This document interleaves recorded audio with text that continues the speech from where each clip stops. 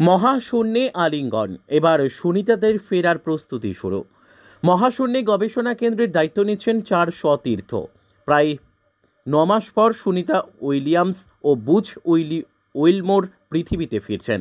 রবিবার ড্রাগন স্পেসক্রাফটের বিশেষ ক্যাপসুলে করে মহাকাশ কেন্দ্রের ভেতরে ঢুকে পড়েন স্ক্রুটেনের 4 মহাকাশচারী। আবেগঘন দৃশ্য তখন মহাশূন্যে। সুনিতা এবং উইলমোরকে গভীর আলিঙ্গনে বেঁধে ফেলেছেন স্ক্রুটেনের 4 মহাকাশচারী। বিবিসি নাসার এক আধিকারিককে উদ্ধৃত করে জানাচ্ছে যে পৃথিবীর আবহাওয়া বুঝে সুনিতা এবং উইলমোরকে দ্রুত ফেরানো হবে। একটি মহাকাশযানে তারা ফিরবেন নীল গ্রহে। আন্তর্জাতিক মহাকাশ কেন্দ্রে প্রায় 9 মাস আটকে রয়েছেন 2 মহাকাশচারী। গত জুনে তারা আন্তর্জাতিক মহাকাশ কেন্দ্রে যান।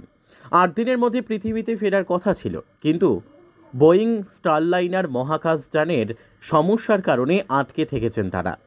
অ্যালন মাস্কের সংস্থা স্পেস এক্সের মহাকাশযান ড্রাগন স্পেসক্রাফট স্ক্রুটেন অভিযানে রওনা হয় শুক্রবার। ফ্লোরিডায় নাসার কেনেডি স্পেস সেন্টার থেকে স্থানীয় সময় রাত 7টা নাগাদ মহাকাশে পাড়ি দেয় উড়ান।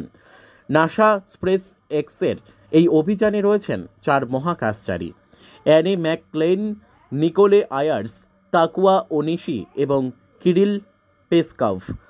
রবিবার এই 4 জনই পৌঁছে গিয়েছেন সুনিতা এবং উইলমোরের কাছে। পরিকল্পনা অনুযায়ী এই 4 মহাকাশচারী এবার থাকবেন মহাকাশ গবেষণা কেন্দ্রে।